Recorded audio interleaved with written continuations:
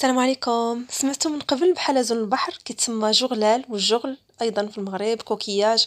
وهذا اللي كتشوف في الصوره كيكون عند الناس اللي كيجمعوا دوك الاصداف المحارات في البحر من الجهات اللي كيكون فيهم الحجر في البحر. كتاخذوه من عندهم، كيكونوا مزولين له ديك الكوكياجه ديالو، ديك الصدفه كيهرسوها وكيخليو غير ديك اللحيمه، كيزولوا له حتى المصارين وكلشي، كيكون الشكل ديالو على هذا الشكل هذا.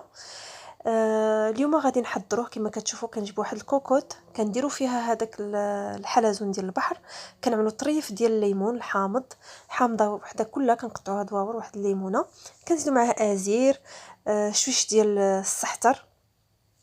ها هو كيفاش كيكون داك الحلزون، كتكون عنده واحد الضفر هو داك القهوي. كنزيدوا حتى الثومه والقرنفل حتى هو، وشويش ديال الملحه، وكنخليوه على البوطه. ما كنسدوش الكوكوط، كنخليوه حتى كيبدا يغلي وكيبدا يدير واحد لاموس، واحد الرغوه، واللون ديالو كيبدا يولي اخضر داك الماء. الريحه ديالو هي شويه مجهده، ولكن ملي كنديروا له هاد التوابل هذه الحمد لله ما كيطلقش ريحه خايبه. كيعطينا هاد الرغوه هذه، هو كيطيب وهو كيطلق هاد الرغوه. هاد الرغوه كنزولوها، كنجيب واحد المغرفه وكنبقاو نهزوها شويه بشويه حتى كنحيدوها على نار متوسطه بحال هكذا، حتى ما كتبقاش هذيك الرغوه. وديك الساعه كنسدو عليه الكوكوط وكنخليوه كيصفر واحد نص ساعه حتى 45 دقيقه. المهم هو انه يطيب، كيولي هو بحال الكبده.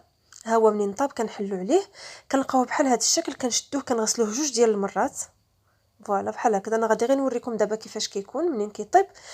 منين كيكون في هذه المرحله هذه ضروري خصنا نغسلوه جوج المرات باش كيتحيد منه ديك الزفوريه ودوك الاعشاب اللي درنا، كلشي كيزول كيولي صافي.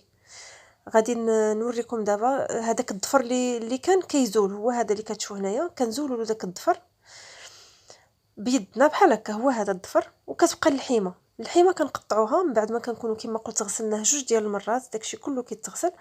كنقطعوه. هاد اللحيمه صافيه ما فيها حتى حاجه خايبه. المصار نزولناه من الاول قبل ما يطيب، كيزولوه موالين ديك الصدفيات اللي كيصيدوه. وهنا كتكون باقيه واحد الكريشه، ها هي الا شفتوا في الجنب. المهم اي حاجه عندها علاقه بالامعاء ولا المعده كنزولوها، كنخليو غير اللحيمه هي ديك البيضه اللي كتشوفوا تما. كنكونوا موجدين واحد هي هذه، ها هي كيفاش كتكون صافيه بحال الكبده المذاق ديالها. كنجيب واحد 3 د الليمونات حامضات، نحكوهم، كناخذوا القشره ديالهم والمعدنوس.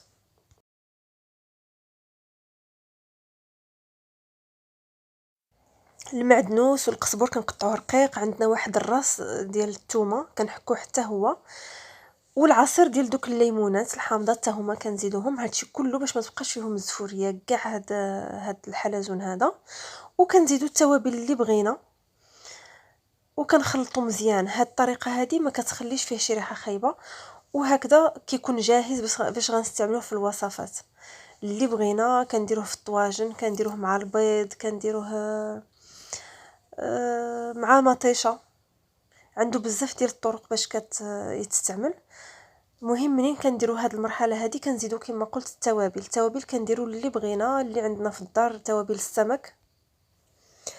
السمك ولا التوابل اللي كنبغيو، ولا ما عندناش توابل مخلطه نديرو شويه ديال التحميره، شويه ديال الكمون، الاعشاب اللي بغينا نزيدوها. صافي هكا كيكون جاهز. كنديروه في اكياس كنخليوه في الثلاجه في الفريغو، فوق ما بغينا كناخذو منه. نتمنى تكون عجبتكم الوصفه ان شاء الله وتطبقوها.